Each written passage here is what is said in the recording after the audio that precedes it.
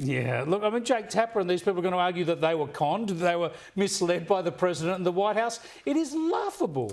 Well, what they actually did was commit a terrible offence to the American voter, because their job as journalists, I mean, it's an uncomfortable, probably an unpopular thing to remind people, is it's to report the truth without fear of favour. Yep. It doesn't happen at the ABC anymore, and that's not a dig, that's a fact.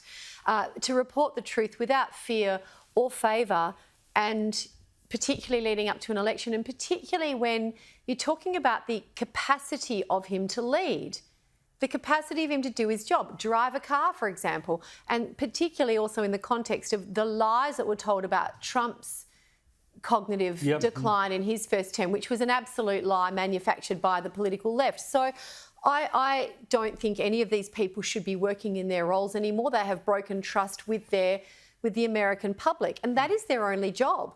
That is their only job, is to have trust with their audience, and their audience can watch them and trust that what they're saying is true. He's saying, oh, I knew, but I kind of just did a little bit of a nudge, nudge, wink, wink. That's an absolute disgrace. Shame on every one of them. It is. Just have a look again at how some of the media were defending Biden. This version of Biden, intellectually, analytically, is the best Biden ever. He is sharp, intensely probing, and detail-oriented and focused. This is a man who is sharp, who is on top of his game, who knows what's going on. This guy's tough. He's smart. He's on his game. I mean, they're just liars. Yeah, of course, they're just liars, as Gemma says. Let's have a look at the man they were talking about. Initiative relative to what we're going to do with more Border Patrol and more asylum officers. President Trump? I really don't know what he said at the end of that sentence. I don't think he knows what he said either. Yeah, look, Caroline, this is the point. They're just telling these lies. They must have known it was wrong at the time. It shows absolute disdain for the public they're supposed to serve.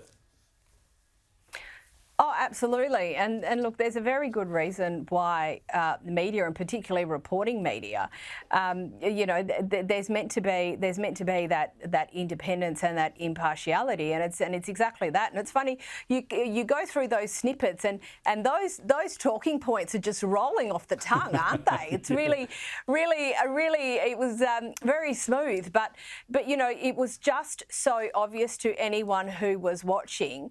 And I'm not sure, we talk about declining, respect for the media and believing what people see on television, and they're actually making their own beds as far as that is concerned. You can't then go on to say, oh well, there's no public trust in the media after something like that. It's totally understandable. Super quickly.